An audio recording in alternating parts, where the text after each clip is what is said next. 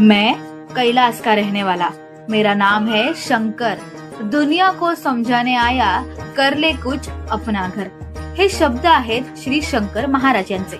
भिवू नकोस, मी तुझ्या पाठीशी आहे. हे शब्द आहेत श्री स्वामी समर्थ महाराज यांचे. आता तुम्ही म्हणाल हे दोघेही एकत्र कसे काय, तर सांगते. प्रत्यक्ष शिवावतार सद्गुरू श्री शंकर महाराज हे फार विलक्षण अवलिया होते. ते श्री स्वामी समर्थ महाराजांना आपले गुरु मानत होते. योगीराज श्री शंकर महाराज नेहमी भक्तांना समोर बसून सद्गुरूंचा महिमा सांगत असत. शंकर महाराज हे स्वामींना मालक आणि प्रेमाने आई म्हणत असत. शंकर महाराज जेव्हा अक्कलकोटला येत तेव्हा आपल्या आईला मुलाने भेटावे अशा शाश्रू मनाने श्री स्वामींच्या समाधीचं दर्शन घेत असत. तासन तास वटवृक्षाच्या छायेत बसून राहतात. संपूर्ण रात्रभर जागरण करत आणि रात्री गुरु शिष्यांच्या भेटी होत असत. श्री स्वामी समर्थ महाराज हे आमचे एकमेव गुरु आहेत. त्यांच्या स्थानावर आम्ही येऊन सुखावतो असं ते नेहमी म्हणत असत.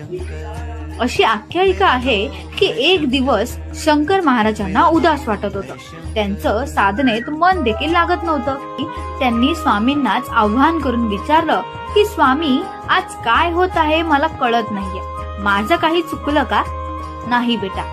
हे शब्द कानावर ऐकायला आल्यावरती शंकर महाराजांनी पाहिले की एका वटवृक्षाखाली स्वामी पद्मासनात बसले होते. मुखावर कोटी सूर्याचं तेज होतं. नजर नेहमीसारखी करडी नव्हती.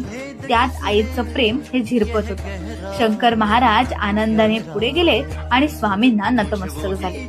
स्वामींनी शंकर महाराजांकडे पाहिले आणि एक लखलखणारी ज्योत स्वामींच्या डोळ्यातून बाहेर आली आणि शंकर महाराजांच्या हृदयात स्थिर झाली आणि स्वामींचा वारसा हा पुढे सुरूच राहिला. मेरा नाम है शंकर, मेरा नाम है शंकर.